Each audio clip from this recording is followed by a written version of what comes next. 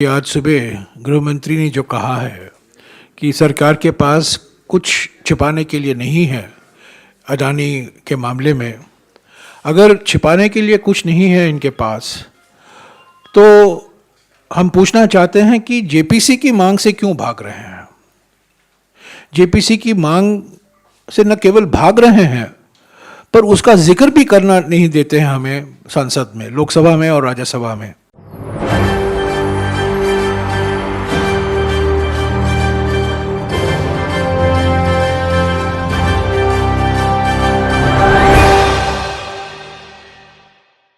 नमस्कार, आपके साथ मैं हूं ऋतिक सविता। स्वागत है आपका SPN9 न्यूज में। दोस्तों, आपने एक कहावत पढ़ी होगी कि रिश्तों की डोरें तोड़ी नहीं जाती हैं, जब खुद की आंखें दुखती हैं तो फोड़ी नहीं जाती हैं। लेकिन लगातार देखा जाए तो अडानी की यहाँ पर आंखें दुखती हुई नजर आ रही हैं। लगातार एक के बाद एक बड़ा झटका लग रहा है। जहां कांग्रेस पार्टी के तमाम नेता जेपीसी की मांग कर रहे हैं, वहीं पूरा मामला सुप्रीम कोर्ट भी पहुंच चुका है। यहाँ पर अडानी के लगातार शेयर्स गिर रहे हैं, 29वें नंबर पर अडानी पहुंच चुके हैं। तो क्या कुछ होने वाला है? सबसे अहम सवाल ये उठता है कि जेपीसी की जांच से आखिर क्यों अडानी भाग रहे हैं, आखिर क्यों केंद्र सरकार इस पर अनुमति नहीं दे रही है। दूसरा सवाल ये उठता है कि आज उद्योगपति क्यों अडानी के साथ नहीं आ रहे हैं। क्या उद्योगपति को ये लग गया है कि अडानी निवेशकों का पैसा नहीं लौटा पाएंगे? आखिर कैसे अडानी यहाँ पर लोन जो लिया गया है उसको चुकता करेंगे? क्योंकि लगातार देखा जाए तो दिल्ली के शहर सहित आउट ऑफ कंट्रीज में भी प्रोटेस्ट चल रहा है। गो अडानी के नारे लगाए जा रहे हैं। यहाँ पर मोदी अडानी के भी नारे लगाए जा रहे हैं। तो कहीं ना कहीं बड़े बड़े सवाल ये खड़े हो रहे हैं कि गौतम अडानी ने क्या देश की जनता के साथ पक्षपात किया है, क्या देश की जनता का पैसा लूटा है? क्योंकि लगातार देखा जाए तो हमारे देश में गरीब गरीब होता चला जा रहा है, अमीर अमीर होता चला जा रहा है। हमारे देश की अगर आबादी की बात करें तो यहाँ पर जो 1% अमीर व्यक्ति भारत देश में है, उनके पास भारत की कुल संपत्ति का 40 से 50% हिस्सा है। तो आप समझ सकते हैं कि हमारे देश की हालत क्या है।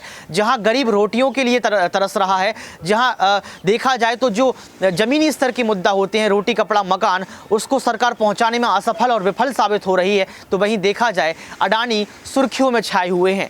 जहां अडानी दूसरे नंबर से तीसरे नंबर पर आए, फिर 8वें नंबर पर आए, उसके बाद देखा जाए तो 17वें नंबर पर आए, फिर 18वें नंबर पर आए, 25, 27वें से 29वें नंबर पर पहुंच चुके हैं। तो वहीं देखा जाए तो देश के प्रधानमंत्री अभी भी शांत हैं, कोई सवाल नहीं पूछ रहे हैं।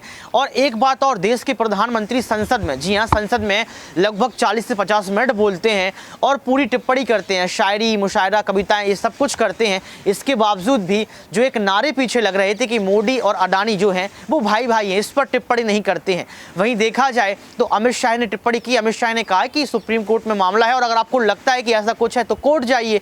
तो जयराम रमेश ने इस वीडियो पर, यहाँ पर इस कमेंट पर जवाब भी दिया था। लेकिन बड़ी बात यह कि आखिर जेपीसी की जो जांच है वो क्यों नहीं की जा रही है। आप इस वीडियो को देखिए, जिस वीडियो में आपको पता लग जाएगा कि आखिर कैसे जयराम रमेश यहां पर जेपीसी की मांग कर रहे हैं। आज सुबह गृह मंत्री ने जो कहा है कि सरकार के पास कुछ छिपाने के लिए नहीं है अडानी के मामले में, अगर छिपाने के लिए कुछ नहीं है इनके पास, तो हम पूछना चाहते हैं कि जेपीसी की मांग से क्यों भाग रहे हैं।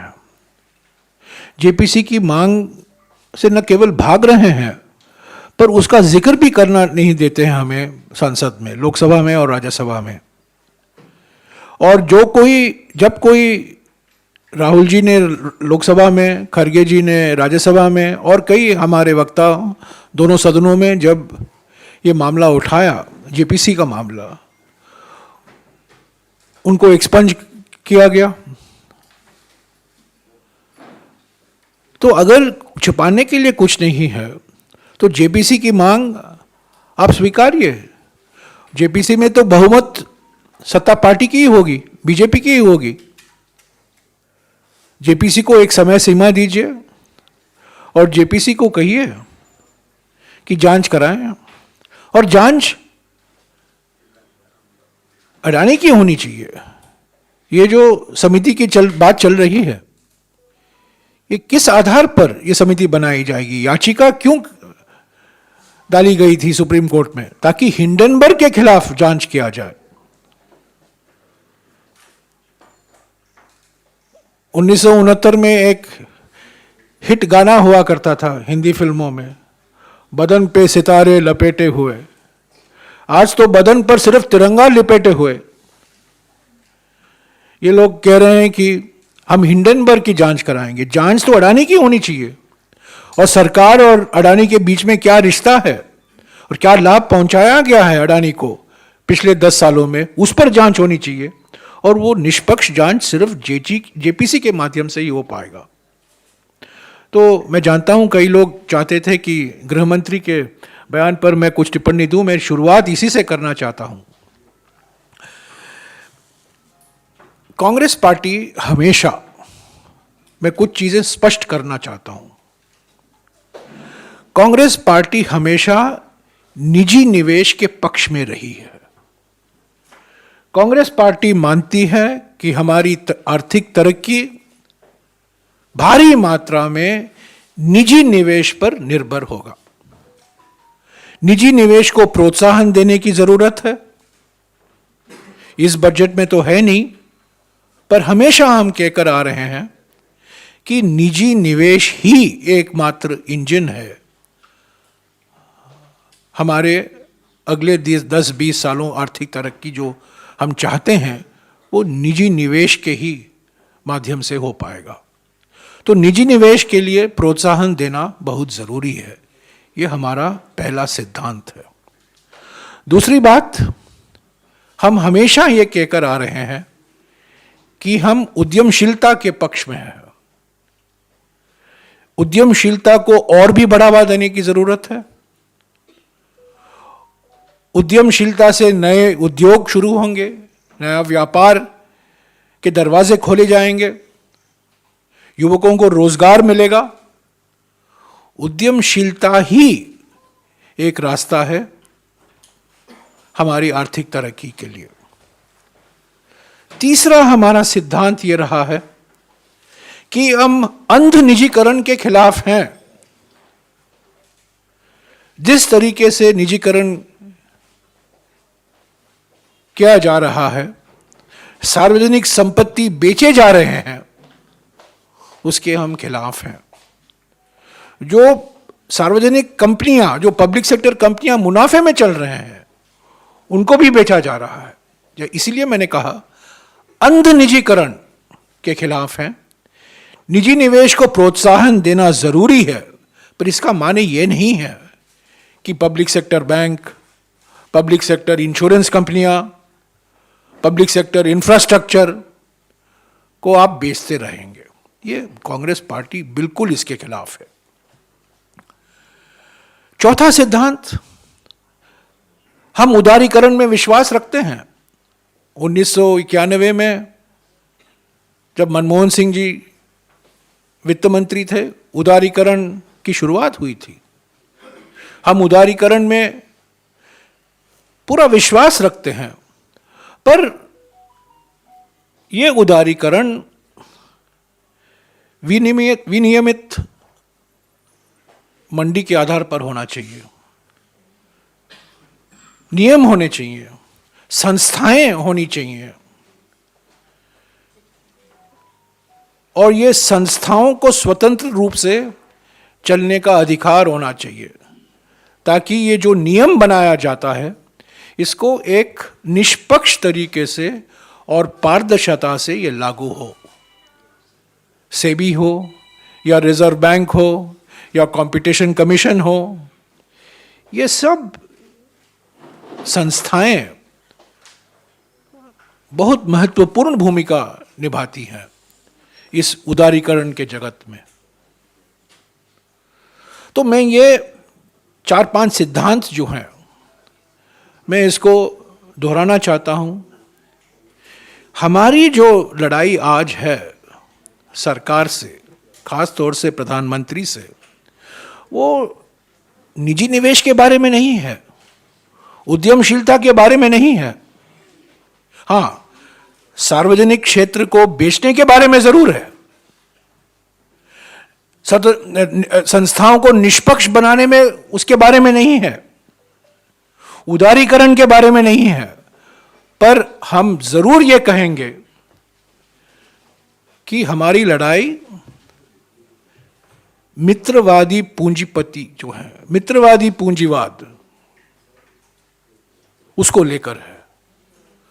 और ये जो मिसाल है जो आज चर्चा में है, पार्लियामेंट के अंदर, पार्लियामेंट के बाहर, ये मित्रवादी पूंजीवाद का एक प्रभावशाली मिसाल है।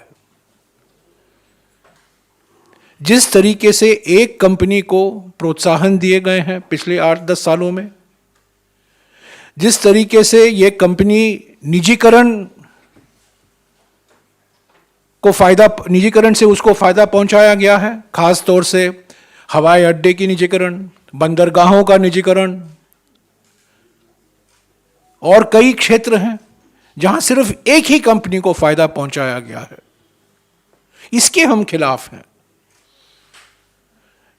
हम बार बार कहे हैं इस सत्र में, और हम कहते रहेंगे पार्लियामेंट में जब हम वापस लौटेंगे 13 मार्च को, कि जेपीसी की मांग को लेकर कांग्रेस पार्टी और सभी विपक्ष की पार्टियां एक हैं। और कोई इंक्वायरी करेगा, वो मैं समझता हूं उससे ये जो मूल प्रश्न है, कैसे फायदा पहुंचाया गया और क्या रिश्ते हैं सरकार और इस कंपनी के बीच में, खास तौर से प्रधानमंत्री और इस पूंजीपति के बीच में, ये सिर्फ जेपीसी के माध्यम से ही इन सवालों को जवाब हम ले सकते हैं।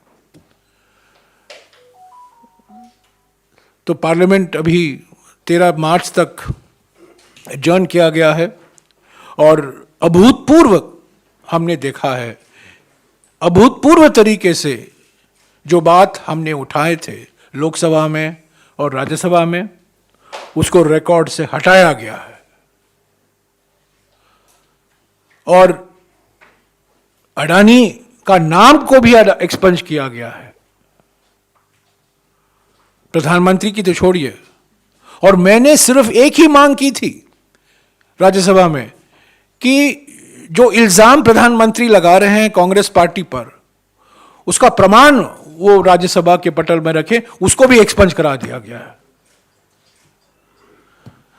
हम चुप नहीं रहेंगे, हमें चुप्पी करने की कोशिश हो रही है, धमकी दे रहे हैं, हम इसमें नहीं आएंगे, सवाल उठाते रहेंगे। 6 तारीख को देश भर में प्रदर्शन हुआ कांग्रेस पार्टी संगठन की ओर से।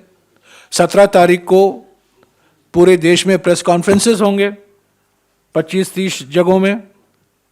कांग्रेस पार्टी के नेता, प्रवक्ता जाएंगे,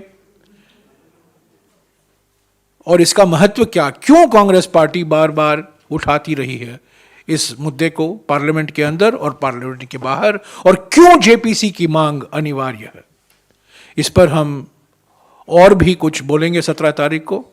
पर आज मैं ये सिर्फ कहना चाहता था कि जो लड़ाई है, जो हम बात उठा रहे हैं, ये निजी निवेश से संबंधित नहीं है। आज हमारे देश में करीब 3 करोड़ परिवार हैं जो शेयर बाजार में प्रतिभागी हैं। करीब 3 करोड़ परिवार, ये छोटा आंकड़ा नहीं है। 3 करोड़ परिवार हैं जो शेयर बाजार में प्रतिभागी हैं। इन्वेस्टर प्रोटेक्शन चाहते हैं, उदारीकरण चाहते हैं, पर निजीकरण नहीं चाहते हैं। निजीकरण के बिल्कुल हम खिलाफ हैं। और हम चाहते हैं कि जो संस्थाएं हैं, जो बनाए गए हैं, सेबी, पहले से रिजर्व बैंक तो है ही है, और कई रेगुलेटरी बॉडी हैं अलग अलग क्षेत्रों में, उनको स्वतंत्र रूप से अधिकार दिया जाए कि वो निष्पक्ष तरीके से वो अपना काम करें। अंत में मैं ये कहूँगा कि आज सुबह मैंने खुद सेबी के अध्यक्ष और रिजर्व बैंक के गवर्नर को खत लिखा है और उनसे ये मांग की है कि इस अडानी मामले पर वो निष्पक्ष जांच कराएं,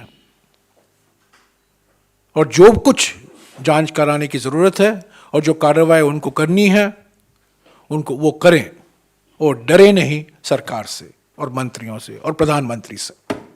तो देखा आपने इस वीडियो को देखने के बाद आपको पता लग गया होगा कि विपक्ष की सिर्फ एक ही मांग है कि जेपीसी की जांच होनी चाहिए। वहीं देखा जाए तो इस पर कोई टिप्पणी नहीं की जा रही है, लेकिन देखना ये होगा कि सुप्रीम कोर्ट का अंतरिम फैसला क्या होगा और अगर जेपीसी जांच होती है तो अडानी का क्या होगा। आज के इस खास प्रोग्राम में बस इतना ही। देखते रहिए SPN9 न्यूज।